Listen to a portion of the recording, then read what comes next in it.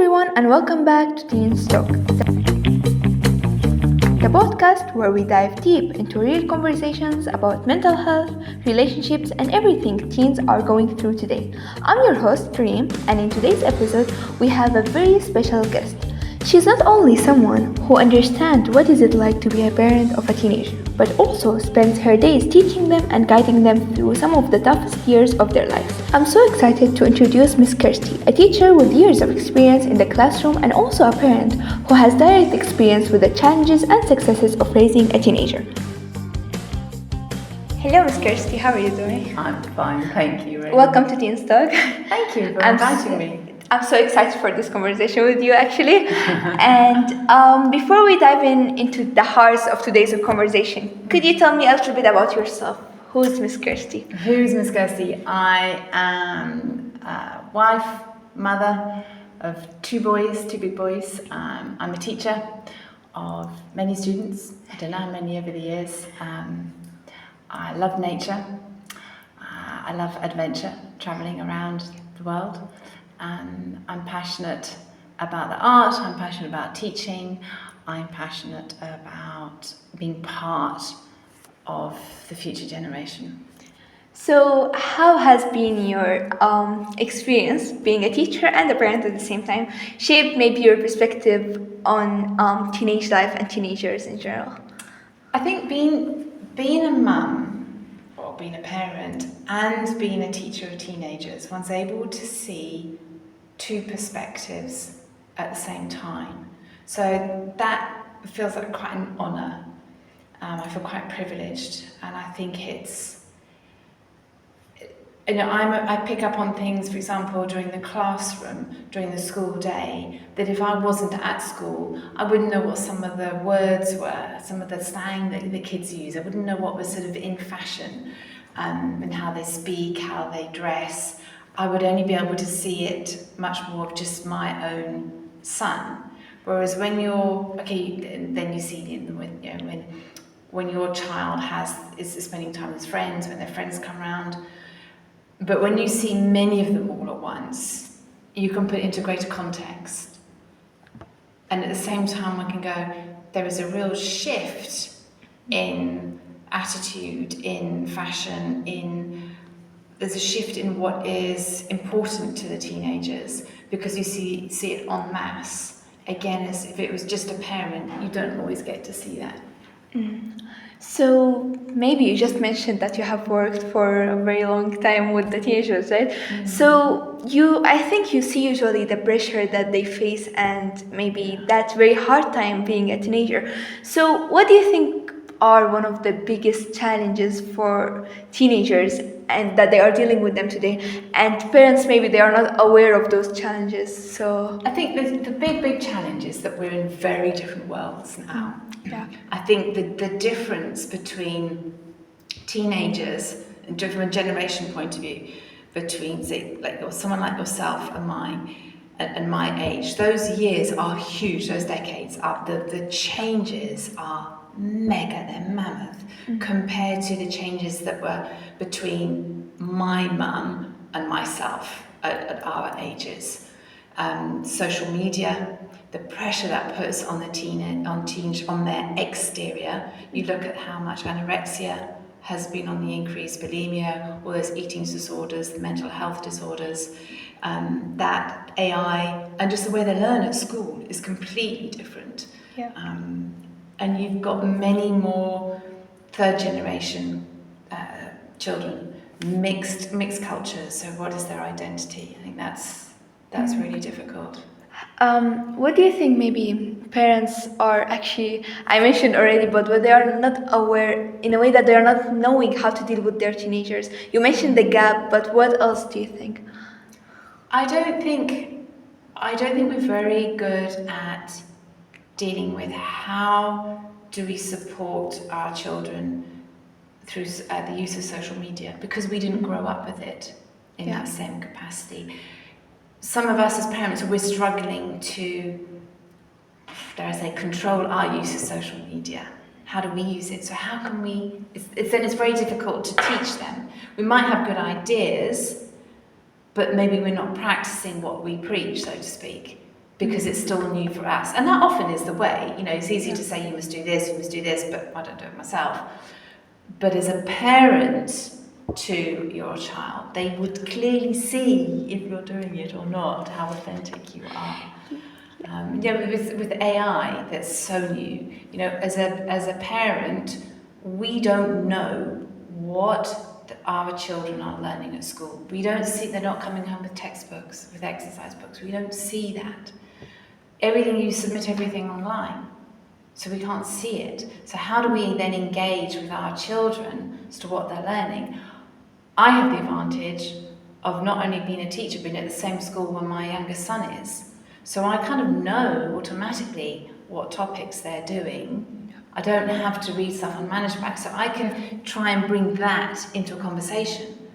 But a parent who doesn't have that, and who's out working all day, how do they engage in a conversation with their teenagers? So now it's hard for parents to engage with their Really teens, hard, right? yeah. And you need to, I think, in order to engage with them, you need to sometimes not talk about school. You need to connect with them so that you can engage. But if you don't make that connection, and that often means you have to be out of the house, doing some sport, doing something fun, could even be going shopping, maybe going for a coffee, going for an ice cream, go out to the beach, particularly if you can go to nature, if your child likes it. If you've got maybe a father and a son, they can be fiddling around in the workshop, making something, fixing something. Yeah. They could be cooking, boy or girl can be cooking. It's just connect with them. Not about school, actually. You need to make that connection first. So, as a parent, how do you balance offering guidance and understanding when your teen is going through a tough time? So, does also your experience as a teacher help? I think being a teacher can help, yes, because you've seen maybe other teenagers go through similar problems, come out the other side. It gets discussed at meetings, hopefully, how best we can support the teenagers in the learning environment, so that you can take into home. But to support and guide your own children, you have to show them that you believe in them, that you really believe in them, that this is my personal opinion, that it's not all about grades. Because if you don't believe in them, if you don't believe in your child, if somebody doesn't believe in me, if my parents didn't believe in me, then where would my motivation be as a teenager and as a child? As a teenager, you're going to fight against your parents. It's normal, it's natural, we all did it. But what the teenagers still need is they need that loving support from their parents. They need to know that parents are proud of you. I mean, I hear that when my son says something about, you're not very proud of me, or don't think my dad is, or my grandfather wouldn't be proud of me. That's come up, not because of something I've said, they've done, but how other people have treated them. So, but to them they see it as being a real diss to their family name, and that then they are letting their family name, their grandparents and their parents down. So you have to, you've got to show that you believe in your children, and that you're proud of them, no matter what, because it's unconditional love. What do you say to some parents who they don't believe in their children? Maybe they do, but they don't show it. So maybe how can they show them? So you can show it with a word, but then if they don't say that, then that's hard. They can show it in a small gesture.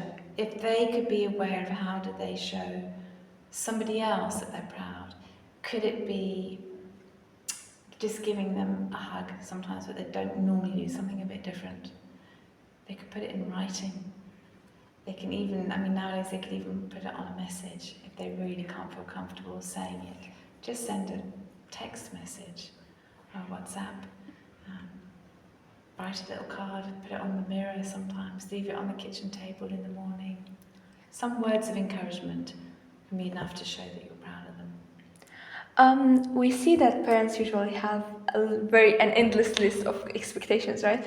So Not how always. Some parents don't expect anything. actually? Yeah. And that in itself can be a big problem. So, okay, for those in this society, maybe from social media, from maybe the teenagers themselves, they feel not only from parents, but maybe from the society, even from the peers Yeah. and everything. So, how can parents maybe help reduce that pressure while it's still encouraging their teens to reach their potential?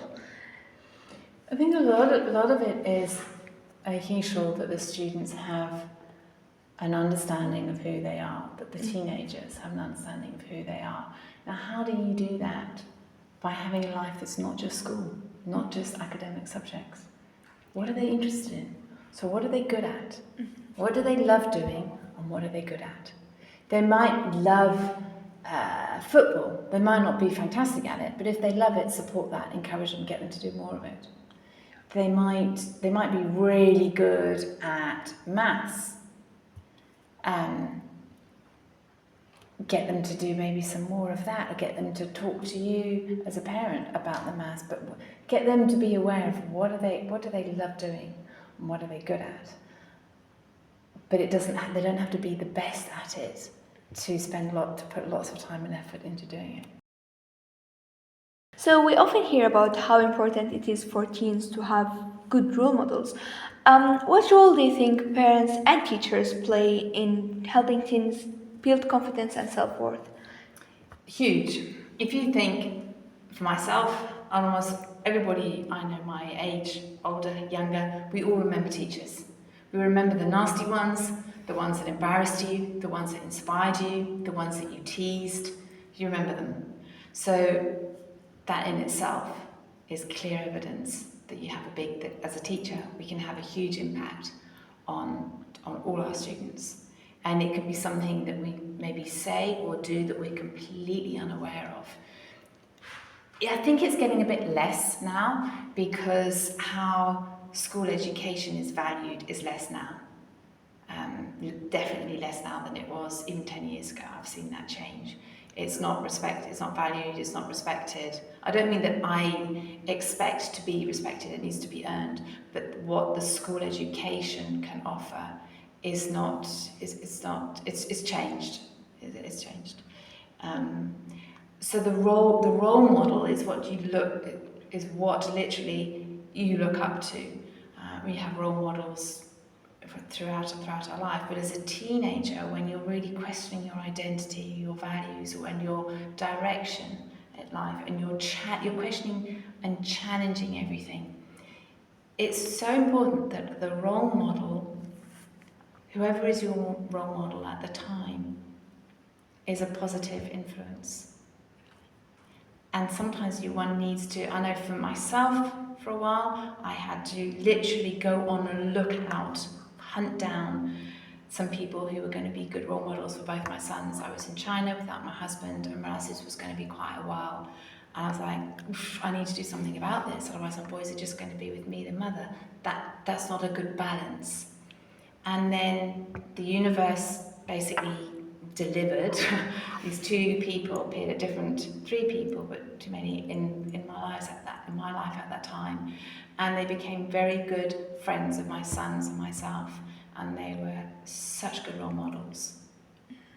Positive, very positive influence on mindset, on values, family values, learning values, religion, culture, everything in a really good mixture. If a teen is listening to this, what will you tell them to actually set their right role model, their positive right model? Like To a teenager, yeah. find somebody that you aspire to, somebody that has a value that you think, that's great, wow, that's special. And then, okay, I could do that. Is that something that you value so much? It could be just because they're a good sports person. And then you say, right, I want to be like that. I want to be a good sports person, but what is it that makes that a good sports person? And then come up with a plan as to how you can do that. Yeah. So going back to the same point that you mentioned, which is social media, right? Social media is huge in the teens' life nowadays world. Do you think that social media has a positive and negative impact on teens on how they view themselves? So what can parents do to help their teens manage their online self-image? It's interesting that, first of all, that you say an online self-image, Yeah. almost implying that we have different images of Yeah. ourselves. And Yeah. I think that teenagers do. Yeah. They spend so much time portraying themselves on social media deliberately, although sometimes subconsciously, but deliberately you choose certain images to put on different platforms. Yeah. You choose certain images to share with different people, whether it be in Instagram, with reels, with your schoolmates, whatever, and then we choose at times not to have some of those images on school. I think the really important thing is just to really stress to our children, to teenagers, and to ourselves as adults, that once you put something online, it is there for good. I mean, for example, for me as a teacher, they do, when I move schools, they do a social media check on me. And it's a very thorough one. So for some countries, I would not be allowed in, depending on what they might find. And that could be what a friend of mine, how they tag me in their photos, in their reels, in their stories. So it could be something that's completely innocent that I do, but there's association. You know, you can have an Instagram account and you put a comment on a controversial person, and then somebody doesn't like that person, and they think that because you commented on that, that you're very left or you're very right wing, and then you're in trouble. They want to block your account, and it's yeah. So it's really it's almost like a carbon footprint on social media. That is your history, and it's there for the rest of your life. Yeah.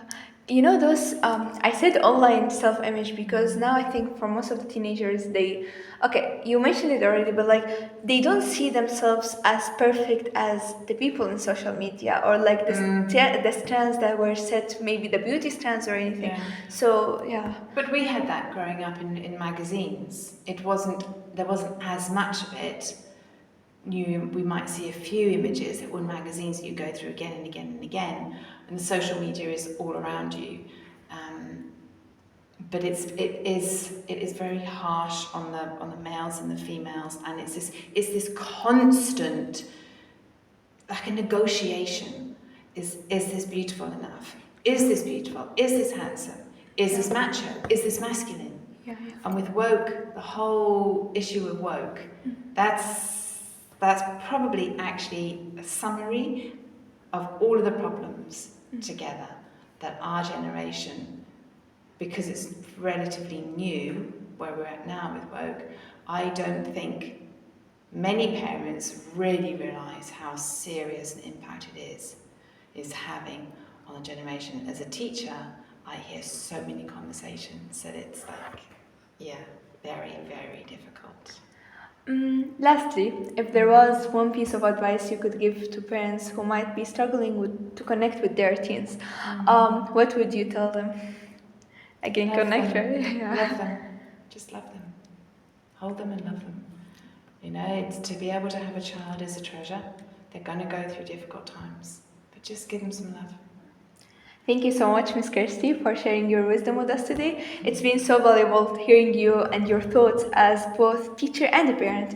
And I'm pretty sure that a lot of listeners will be able to take away something meaningful from this conversation.